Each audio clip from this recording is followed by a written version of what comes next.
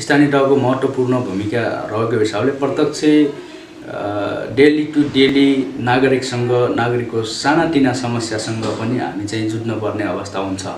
त्यसले गर्दा बेला हामीले काम चाहिँ धेरै गर्यौं हैन, तर चाहिँ तपाईले भने जस्तो गाउँपालिकाले त्यसरी देखिने गरी गरेको काम भनेको हामी आइसकेपछि जस्तै मध्य पहाडी लोकमार्गले बुर्त्याङसम्म सडक सञ्जालको चाहिँ राम्रै विस्तार भएको अवस्था थियो। बुर्त्याङदेखि 10 किलोमिटर हाम्रो गाउँपालिकाको सदर केन्द्रसम्म पुग्ने चाहिँ बाटो छ। 10 किलोमिटर बाटो भूकम्प पराटीकरणको चाहिँ सहयोगमा त्यहाँ चाहिँ सम्पन्न भएर अहिले राम्रै चाहिँ बाटो बनेको अवस्था छ। त्यो बीचमा चाहिँ दुईवटा पुल बनाउनु पर्ने बाध्यता थियो र त्यो दुईवटा पुल नबनेको कारणले हामी आउँदा बेला लगभग त्यहाँ चाहिँ 6 महिना 5 महिना असारदेखि असोजसम्म 5 महिना चाहिँ त्यहाँ गाडी जाने अवस्था चाहिँ थिएन। हामी आइसकेपछि कम्ती भने यो 3 वर्षको पिरियडमा कम्ती भने 1.5 महिना त्यसलाई घटाएर 1.5 महिना चाहिँ बाइक अरु सधैँ चाहिँ हामीले गाडी चल्न सक्ने सदर गाउँपालिका केन्द्रसम्म चाहिँ त्यो हालको अवस्था बनाएका छौं। यो आर्थिक वर्षमा हामीले त्यसलाई चाहिँ 12 महिना गाडी गाउँपालिका केन्द्रसम्म बाटो गाडी जाने चाहिँ वातावरण बनाउने हामी चाहिँ प्रयत्न चाहिँ त्यो अनुसार पहल भइरहेको अवस्था चाहिँ छ। भने अर्को महत्त्वपूर्ण हाम्रो चाहिँ सबै टोलमा ओडा त चाहिँ अब भइहाल्यो हैन, सबै टोलमा लगभग धेरै जसो टोलमा पनि हामीले सडक सञ्जालले चाहिँ जोडिसकेको अवस्था चाहिँ छ। र हामी आउँदा बेला विशेष गरी 6 नम्बर ओडा नर्जा भित्रीवन भन्ने चाहिँ ठाउँ छ। एकदम अनकन्टा र तपाईहरु पनि चाहिँ त्यहाँ सम्भव चाहिँ पुग्नु भएको छ। त्यस्तो ठाउँमा हामीले चाहिँ मोटर बाटो चाहिँ पुरा त्यो एकदम चाहिँ गाउँपालिकाले अविस्मरणीय काम चाहिँ सम्झिनै पर्ने काम चाहिँ त्यो हो।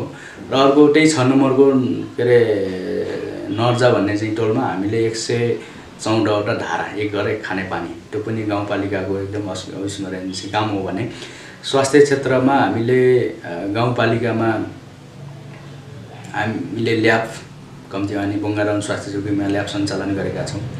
हामीले आइसकेपछि खुङखानी स्वास्थ्य चौकीमा बर्थिङ सेन्टर थिएन, बर्थिङ सेन्टर सञ्चालन गरेका छौं। अनि 4 नम्बर वडामा स्वास्थ्य संस्था नै थिएन, हामीले सामुदायिक स्वास्थ्य इकाइ चाहिँ स्थापना चाहिँ गरेका थियौं। 2 नम्बर वडाको बोङखानीमा पनि हामी आइसकेपछि सामुदायिक स्वास्थ्य इकाइ चाहिँ स्थापना भएको। र विद्यालयमा चाहिँ सबै नागरिकहरूले सबै चाहिँ अभिभावकहरूले कुनै न कुनै ढंगबाट शुल्क तिरेर आफ्नो चाहिँ छोराछोरी टिचर पालेर आफ्नो छोराछोरी पढाउने अवस्था थियो।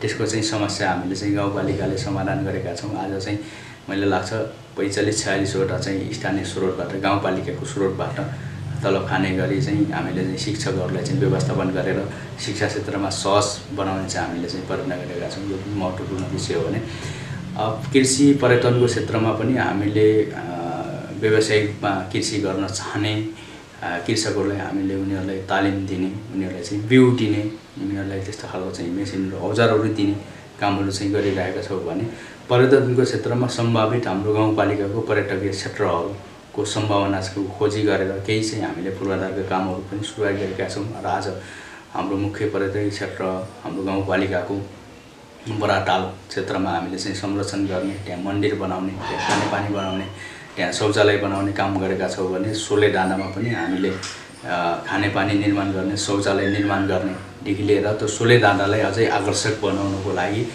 यो वर्ष हामीले केही काम गरेका छौं। र यो वर्ष सम्भवतः हामी धेरै काम गर्छौं। एउटा चाहिँ शहीद स्मृति पार्क बनाउन चाहिँ हामीले त्यहाँ कम्ती भने शहीदहरुको स्ट्याचु राख्ने एउटा पार्क बनाउने हिसाबले चाहिँ हामीले काम थालेका छौं। यही नै हो गाउँपालिकाले गरेका महत्त्वपूर्ण कामहरू। नीति तथा कार्यक्रम कार्यान्वयन गर्ने सन्दर्भमा हाम्रो सिजनेबल चाहिँ काम गर्ने चाहिँ प्रवृत्ति छ। जतिबेला हामीले असार मसान्तमा बजेट पारित गर्छौं, त्यसपछि साउनको 1 गतेदेखि नयाँ आर्थिक वर्ष सुरु हुन्छ र साउनभर टोटली चाहिँ बर्खाको सिजन हुन्छ। त्यसपछि असोज र कार्तिक चाडबाडको चाहिँ सिजन हुन्छ। त्यसपछि मङ्सिर पुस माघसम्म जाडोको सिजन हुन्छ। यो बीचमा चाहिँ यो मङ्सिर पुससम्म र माघको चाहिँ पहिलो हप्तासम्म सहज तरिकाले हामीले चाहिँ योजना कार्यान्वयन गर्नको लागि त्यति चाहिँ सहज चाहिँ हुँदैन। त्यसले गर्दा जतिबेला फागुन चैत वैशाख यो पिरियडमा चाहिँ हाम्रो नेपालमा चाहिँ म्याक्सिमम चाहिँ विकासका पूर्वाधारका कामहरू हुने सिजन हुन्। त्यो सिजनमा चाहिँ ठ्याक्कै अहिले देशमा चाहिँ संक्रमण अहिले विश्वभरि चाहिँ संक्रमण बढ्यो। यसले गर्दा प्रत्यक्ष हाम्रो गाउँपालिका पनि कार्यक्रम कार्यान्वयन गर्नमा लागि एकदम प्रभावित चाहिँ बन्यो। र मलाई लाग्छ जति बेला चैतको चाहिँ 11 गते लकडाउन सुरु भयो, त्यसपछि वैशाख जेठसम्म चाहिँ लम्बिँदै गयो। त्यसपछि मकै निकै चाहिँ आत्तिसकेको थियो, सायद भइसकेको अवस्था चाहिँ थियो। किनभने हामीले धेरै कामहरू गर्न बाँकी थियो, पूर्वाधारका कामहरू धेरै गर्न बाँकी थियो। अब गर्न सकिन्छ सकिँदैन भन्ने अवस्था चाहिँ पुगेको अवस्था चाहिँ थियो, पक्कै पनि थियो। त्यसले गर्दा पछि बिस्तारै वैशाखको अन्तिमतिर जेठतिरबाट अलि चाहिँ सहज बन्दै गयो र केही चाहिँ सामाजिक दूरी कायम गरेर केही चाहिँ व्यवस्थापनहरू गरेर हामीले पूर्वाधारको काम गर्न थालिसकेपछि 1 महिनाको पिरियडमा त्यहाँका चाहिँ नागरिकहरू, उपभोक्ताहरू र जनप्रतिनिधिहरू र आम कार्यालयका कर्मचारीहरू पनि सबै सक्रिय भएर काम गरे पश्चात हामीले चाहिँ लगभग पूर्वाधारका कार्यक्रमबाट हामीले चाहिँ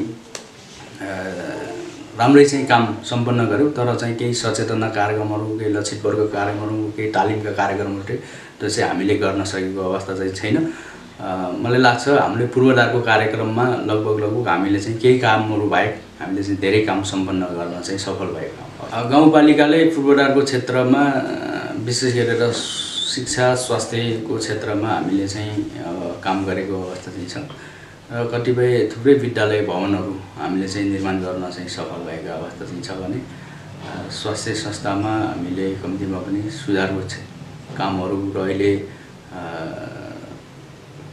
नर्जाको चाहिँ 6 नम्बर वडाको सामुदायिक स्वास्थ्य इकाइमा पनि हामीले बर्थिङ सेन्टर सञ्चालन गर्ने हामी चाहिँ लगभग सुरु भइसकेको छ। त्यहाँ गएर चाहिँ हामीले औपचारिक रूपमा चाहिँ सुरुवात भएको जानकारी मात्र गराउन बाँकी छ। स्वास्थ्य क्षेत्रमा गरेको महत्त्वपूर्ण काम चाहिँ हामीले त्यो छ भने अब विद्यालय भवनहरू हामीले थुप्रै विद्यालय भवनहरू चाहिँ निर्माण गरेको अवस्था चाहिँ छ। अब तमनखोला गाउँपालिकाको प्रमुख समस्या भनेको शिक्षा नै हो हैन। मैले चाहिँ चाहेको के हो भने हामी शिक्षा क्षेत्रबाट हाम्रो गाउँपालिका विशेष गरेर अधिकांश दलित र जनजाति समुदायको बस्ती भएको हिसाबले शिक्षाको क्षेत्रबाट धेरै पछाडि परेको अवस्था चाहिँ छ।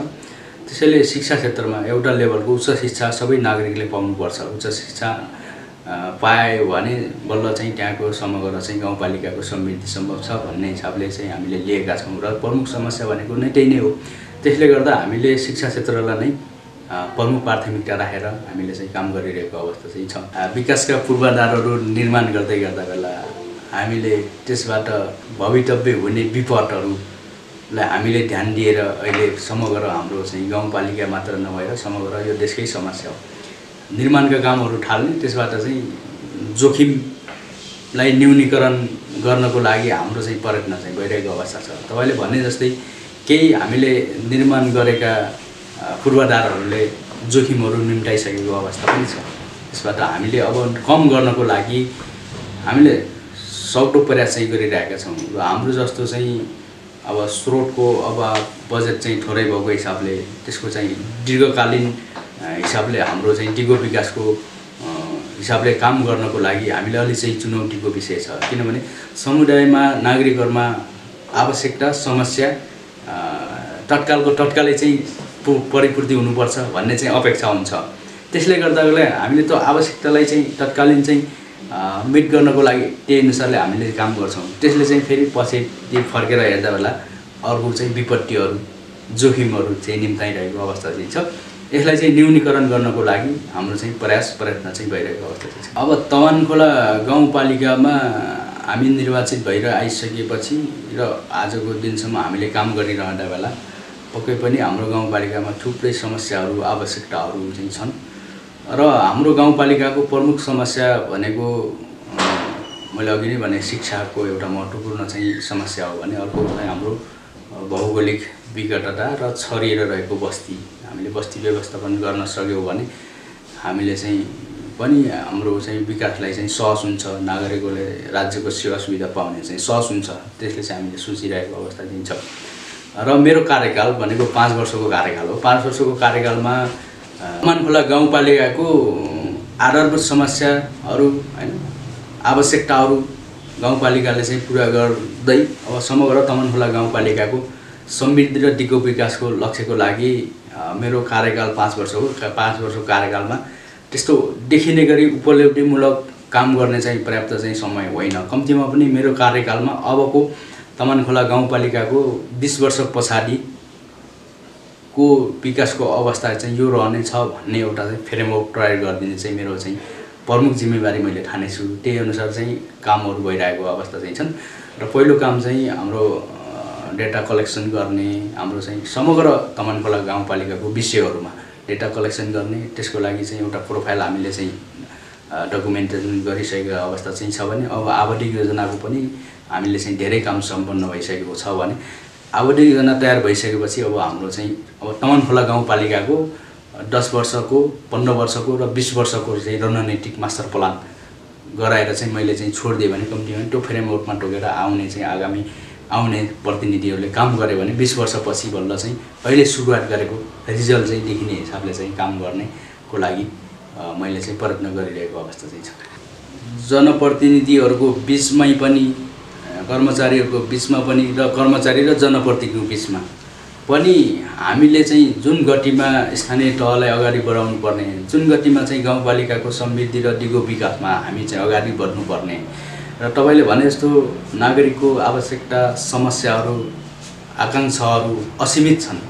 त्यसलाई चाहिँ पहिलो प्राथमिकरण गर्ने कुरामा चाहिँ हाम्रो त्यसको प्रशस्तै आधारहरू छन्। त्यसलाई चाहिँ अलिकति बुझेर हामीले चाहिँ विश्लेषण गरेर हामीले चाहिँ प्लानिङ गर्छौँ र त्यसले चाहिँ कार्यान्वयन गर्ने कुरामा चाहिँ कतिपय कुराहरू अलिकति नीतिगत कुराहरू अलि समस्या चाहिँ हुन्छ, पक्कै पनि हुन्छ। त्यसलाई चाहिँ सहजीकरण गर्नको लागि जुन संविधानको भावना छ, संघीयताको चाहिँ मर्म छ, जुन खालको चाहिँ संविधानले परिकल्पना गरेको, स्थानीय तहको परिकल्पना गरेको छ, प्रदेश सरकारको परिकल्पना गरेको छ, संघीय सरकारको परिकल्पना गरेको छ र त्यहाँ अधिकार पनि प्रस्थ चाहिँ छुट्याइदिएको छ। तर त्यो अधिकार चाहिँ केमा हो भने आफ्नो स्रोतमाथि अधिकार हो। तर हाम्रो जस्तो गाउँपालिकामा आन्तरिक आफ्नो चाहिँ स्रोत नभएको कारणले ती सबै जनताको आवश्यकता र समस्या चाहिँ तत्कालीनको चाहिँ हामीले परिपूर्ति गर्नको लागि हामीले कतिपय चाहिँ ऐन नियम कानुनले चाहिँ बाँधिएको अवस्था चाहिँ छ र अहिले संघीय सरकार र प्रदेश सरकारबाट दिने अनुदानबाटै हाम्रो चाहिँ गाउँपालिका सञ्चालन भइरहेको अवस्था चाहिँ छ नि त। त्यसले गर्दा बेला उनीहरूले दिएको अनुदानमा उनीहरूको चाहिँ नियमको परिधिभित्र रहेर हामीले चाहिँ खर्च गर्नुपर्ने अवस्था हुन्छ। त्यसले गर्दा बेला अलिकति हामीले चाहे जति हामीले चाहिँ जुन गतिमा काम गर्नुपर्ने त्यो गतिमा चाहिँ काम गर्न सकिरहेको अवस्था चाहिँ पक्कै पनि छैन। हाम्रो गाउँपालिकाको अहिलेको अवस्थामा हेर्दा बेला पहिचान भइसकेका चाहिँ हाम्रो आन्तरिक स्रोतहरू त छैन, हेर्नु छैन, अब केही पनि छैन भनौँ, एकदम न्यून छ, भए पनि अलिअलि न्यून छ।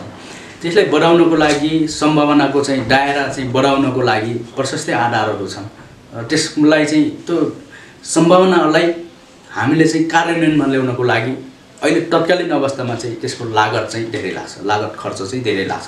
त्यसले गर्दा बेला मैले अघि नै भने संघीय सरकार र प्रदेश सरकारले दिएको अनुदानमा हामीले चाहिँ आफ्नो तरिकाले चाहिँ खर्च गरेर त्यहाँ चाहिँ लगानी गरेर त्यसबाट चाहिँ आम्दानीको दायरा बढाउनको लागि हामीले एउटा चाहिँ नीति नियमले चाहिँ पनि केही हामीले चाहिँ बाँडेको अवस्थाले चाहिँ हामीले चाहे जति काम गर्न सकिरहेको अवस्था चाहिँ छैन।